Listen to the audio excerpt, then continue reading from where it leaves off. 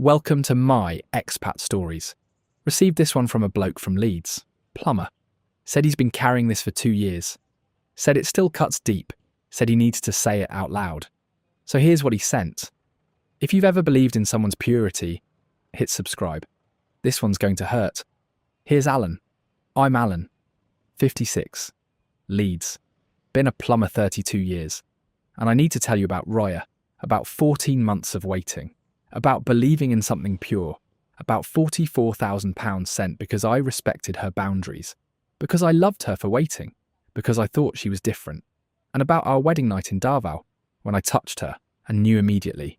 I'm still processing it, still trying to understand how I missed it, how I believed it, how I sent that much money without ever questioning whether the innocence was real. So yeah, that's where this goes, right? It's March, cold, raining. I'm in my van, parked outside a job in Headingley, just finished fixing a boiler. My hands smell like copper pipe and flux. I'm eating a Greg's steak bake, drinking shit coffee from the flask, and I'm scrolling Facebook on my break. I'm divorced. 8 years now. Wife left me for someone from her yoga class. Instructor. 20 years younger than me. She said I was boring, said I had no ambition, said she needed more than a plumber who smelled like drains. Fair enough. She's happy now. Remarried, lives in Harrogate. We don't talk, no kids. We tried. Didn't happen.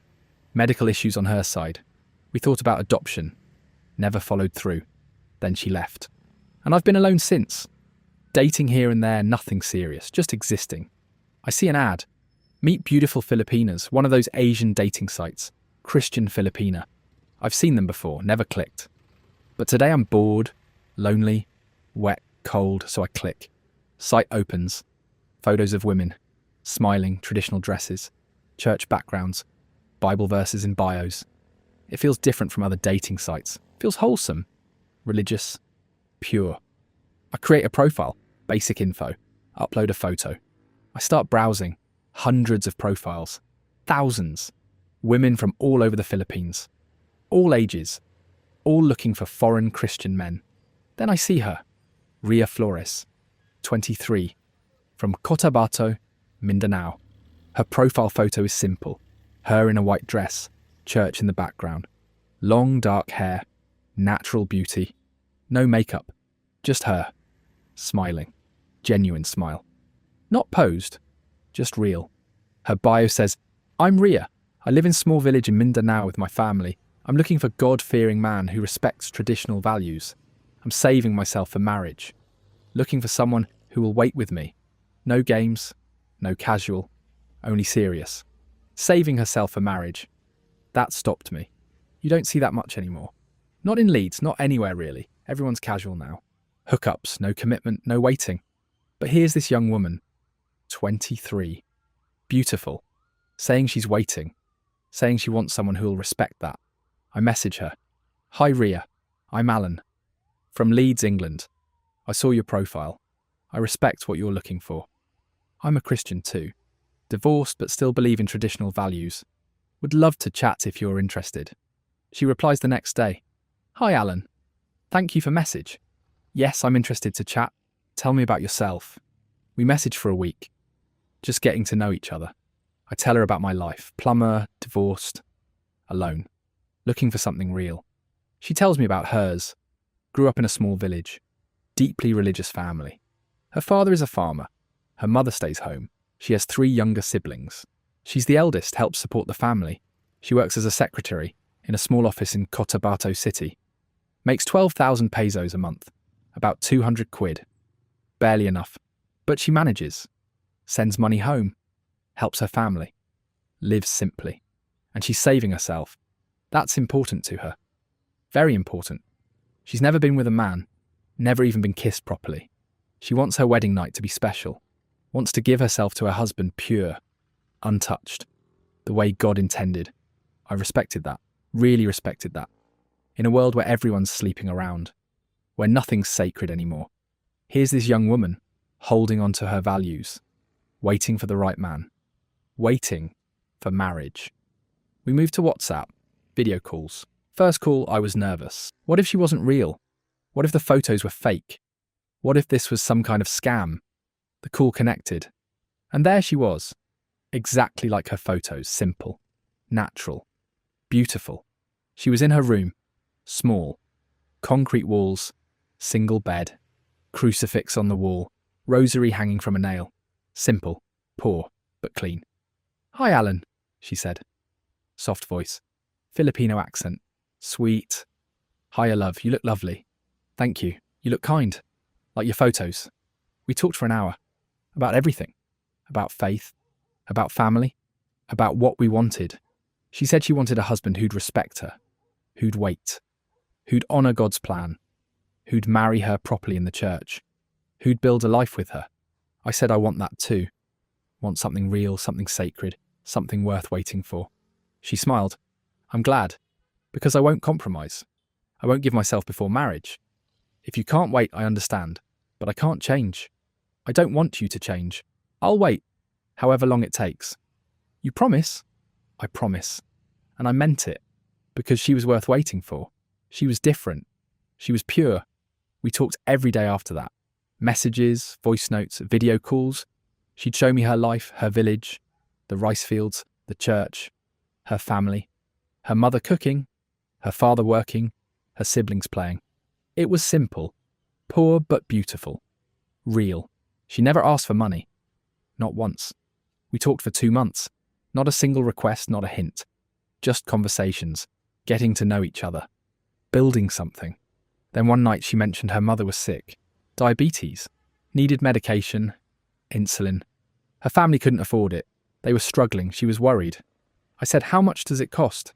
"Maybe 15,000 pesos a month. About £250, but I can't ask you. We're not married. It's not appropriate. I want to help. Let me send it." "For your mum." "Alan, no, I can't accept. Please, I've got it. I want to help your family." She cried. "You're too kind. Nobody's ever offered to help like this. So give me your bank details." She gave me her account info. I sent £3,000, 12 months of insulin, covered for a year. She received it, sent me a video. Her whole family, her mother, her father, her siblings, all of them, thanking me, praying for me, calling me a blessing. Her mother was crying, holding the medicine, saying "Salamat, Salamat, thank you, God bless you." I watched that video 5 times, felt something. Pride, purpose. I was helping. I was making a difference. I was being the man God wanted me to be. That was month 3. And that's when the pattern started. Not requests from her, never from her, but circumstances, needs, emergencies.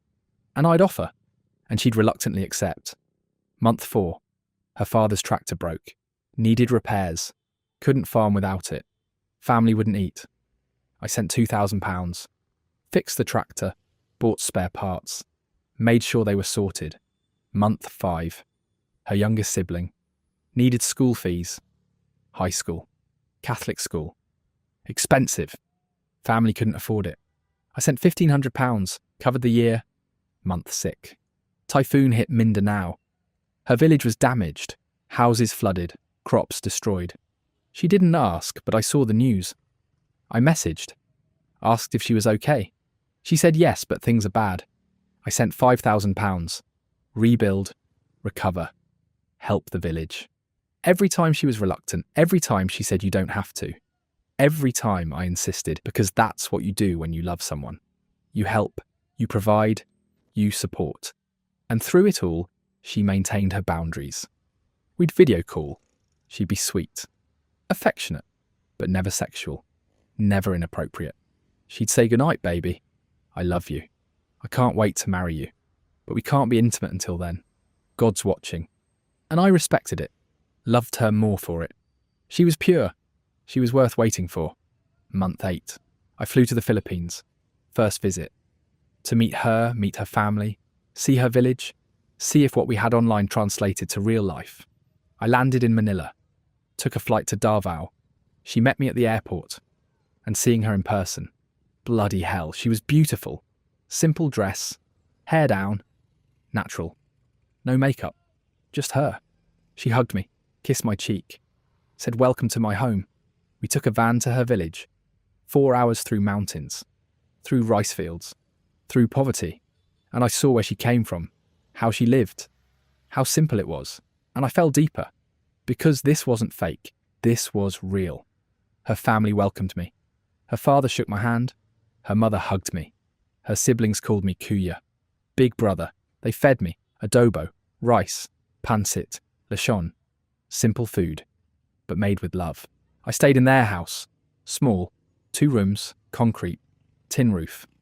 No AC, just fans. But they gave me their best. Gave me a room, a bed, mosquito net. Made sure I was comfortable. Ria and I spent the week together, walking the village, visiting the church, talking to the priest, planning our future. And every night she'd say goodnight, go to her room, close the door. Because we weren't married, and she wouldn't compromise. I respected it. Kissed her forehead, said goodnight, went to my room. Alone, and I felt it. That old-fashioned courtship, that waiting, that purity. And it felt right. Before I left, I asked her, will you marry me? She cried.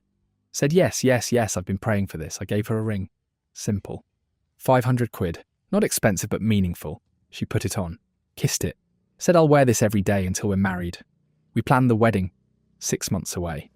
Catholic church in her village. Traditional ceremony. Her family. My family if they'd come. Simple. Beautiful. Sacred. I flew home. Started planning. Started saving. Started preparing for our life together. And I kept sending money. Because that's what you do for your fiancée. You support her. You help her family. You build your future together. Month 9 through 14, I sent £2,000 a month. For wedding preparations. For her family. For our future. For everything. £44,000 total. Over 14 months. And I didn't mind. Because she was worth it. Because she was pure. Because she was waiting for me. Until our wedding night. Until I touched her. Until I knew. Month 14, September. I flew back to the Philippines. For our wedding. I was nervous, excited. This was it. 14 months of waiting. 14 months of respecting her. 14 months of loving her from afar. And finally we'd be together. Properly. As husband and wife. I landed in Davao. She met me at the airport, wearing a simple yellow dress, hair up, smiling. She ran to me, hugged me, kissed me, just my cheek. Because we still weren't married, still had boundaries. We drove to her village. The wedding was in 3 days, Saturday. Traditional Catholic ceremony. Morning mass. Reception at her family's house. Simple. Beautiful. Exactly what we wanted. Those 3 days were chaos. Good chaos. Wedding preparations. Her family cooking. Setting up tables. Decorating the church. Fitting my barong. White embroidered shirt. Traditional Filipino wedding attire. Making sure everything was perfect. Ria was radiant, glowing, excited. She'd try on her wedding dress. White. Simple. Lace. Second-hand but beautiful. She'd look at herself in the mirror. Smile. Say, I can't believe this is happening. I can't believe I'm marrying you. I can't believe I'm marrying you either. You're everything I've dreamed of. And tomorrow night, after the wedding, we'll finally be together. Properly. As God intended. I know, I've waited so long. Me too. I've never been with anyone. I'm nervous, but I'm ready. Because it's you. Because it's right. I held her hand. Kissed it. Said I'll be gentle. I'll take care of you, I promise. Wedding day. Saturday morning. The church was packed. Her whole village. Family, friends, neighbours, everyone. The priest. Old, grey, kind. He knew Ria her whole life. Baptised her. Gave her first communion. Confirmed her. And now he was marrying her. I stood at the altar. Waiting. My heart pounding. And she walked down the aisle. Her father holding her arm. And she was beautiful. The dress, the veil, the flowers. Everything. She reached the altar. Her father kissed her cheek. Gave her to me. Stepped back. The ceremony was in Tagalog and English. I didn't understand all of it. But I understood the important parts. The vows, the rings, the pronouncement. And when the priest said, you may kiss your bride, I lifted her veil. Looked at her. This woman I'd waited 14 months for. And I kissed her. Our first real kiss. And it was perfect. Sweet. Innocent. Pure. Everyone cheered. Clapped. We walked back down the aisle. Husband and wife. Finally. After everything. After waiting. After respecting. after loving from a distance. We were married. The reception was at her family's house. Food everywhere.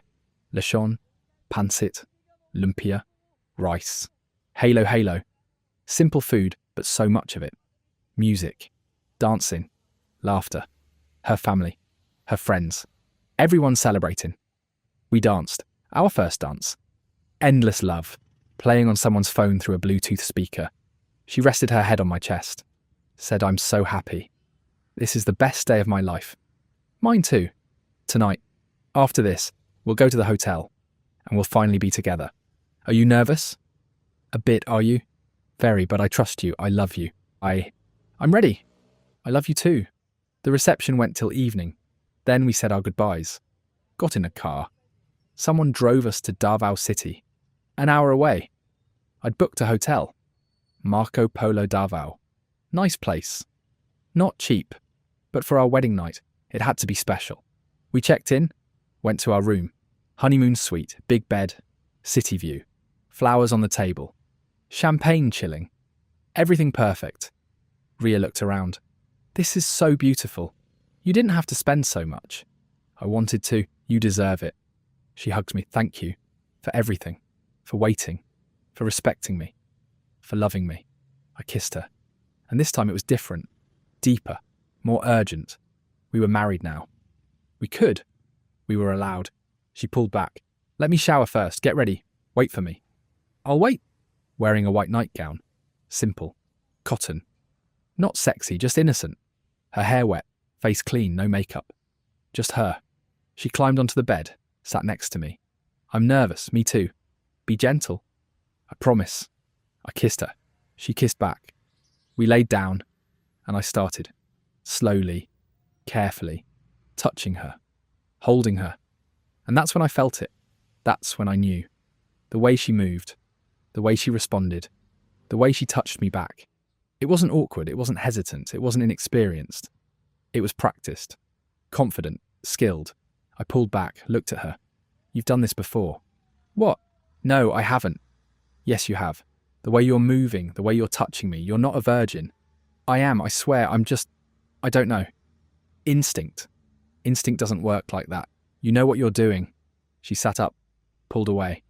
Alan, please, don't ruin this. I'm nervous. I'm just trying to. I don't know. Do it right. You're too good at this, too experienced. You've been with men before. I haven't. I promise. On God. On everything. I'm a virgin. I looked at her, and I saw it. The panic. The lie, the performance falling apart. I got up, stood by the window, looked out at Davao City. Lights everywhere. And I felt it. That sinking. That knowing. 14 months, £44,000. All based on her virginity, her purity, her innocence. And it was fake. I turned around. Tell me the truth, right now. Have you been with men before? She didn't answer, just looked down. Ria, tell me. Long pause, then. Yes. How many? I don't know. Guess. I can't. More than 10? Yes. More than 20? Yes. Bloody hell. And you've been lying to me for 14 months, telling me you're a virgin, telling me you're saving yourself. I didn't lie, I wanted you to think I was pure.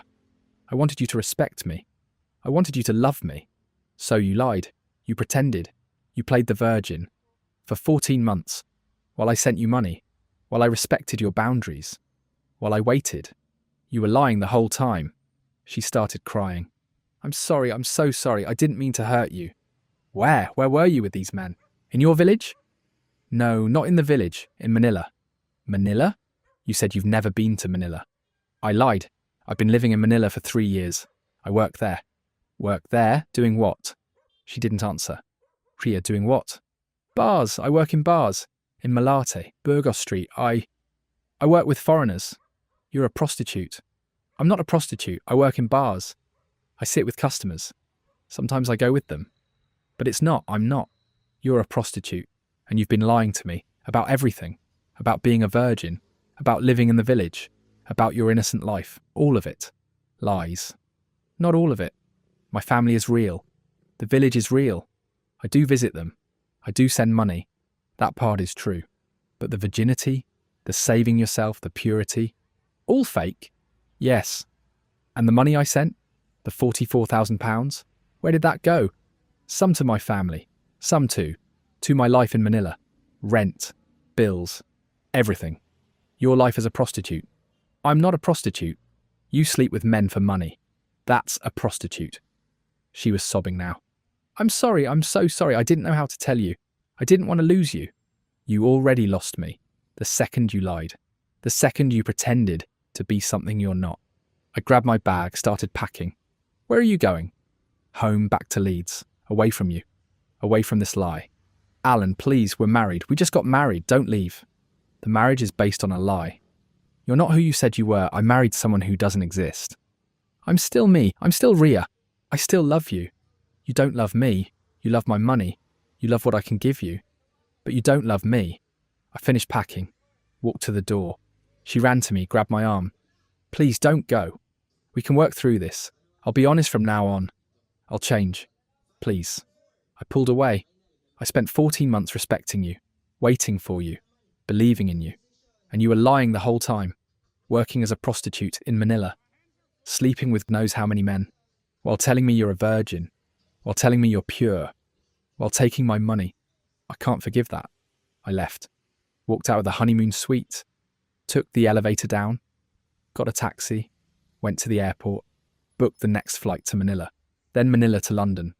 I sat in the airport, Davao, waiting for my flight, and I thought about everything. 14 months. £44,000. The wedding, the vows, the kiss, the ceremony, all based on a lie, all fake. My phone buzzed, message from Ria.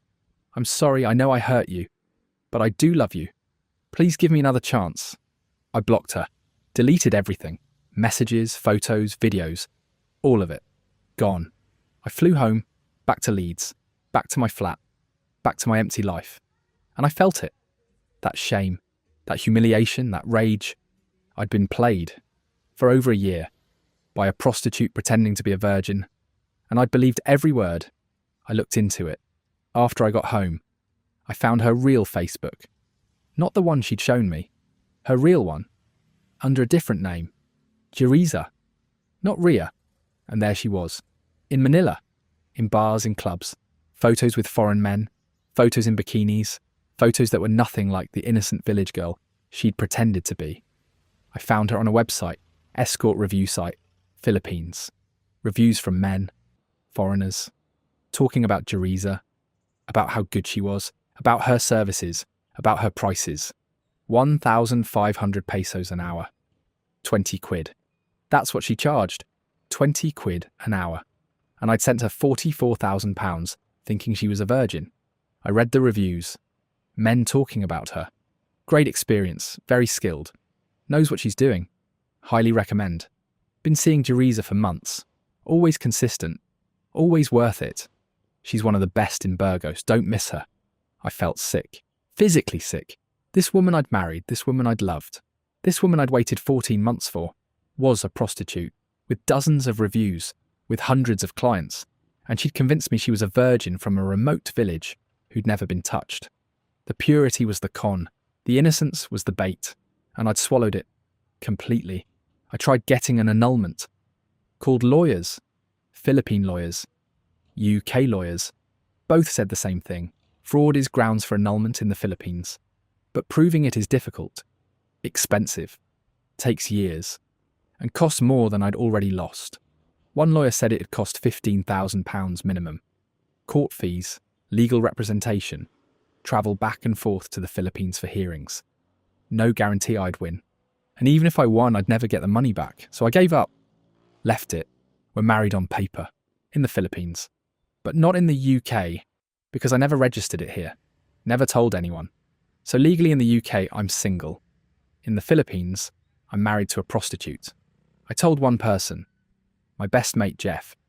We were at the pub. Few pints in, he asked how the Philippines trip went. I told him everything. He was quiet for ages, then he said, "Mate, you sent 44 grand to a bird you'd never slept with because she said she was a virgin." "Yeah." "And you believed her?" "Yeah." "And she turned out to be a prostitute?" "Yeah." He shook his head. "That's the most expensive virginity test in history." I laughed. Dark laughter. But he was right. That's exactly what it was. The money's gone. All of it.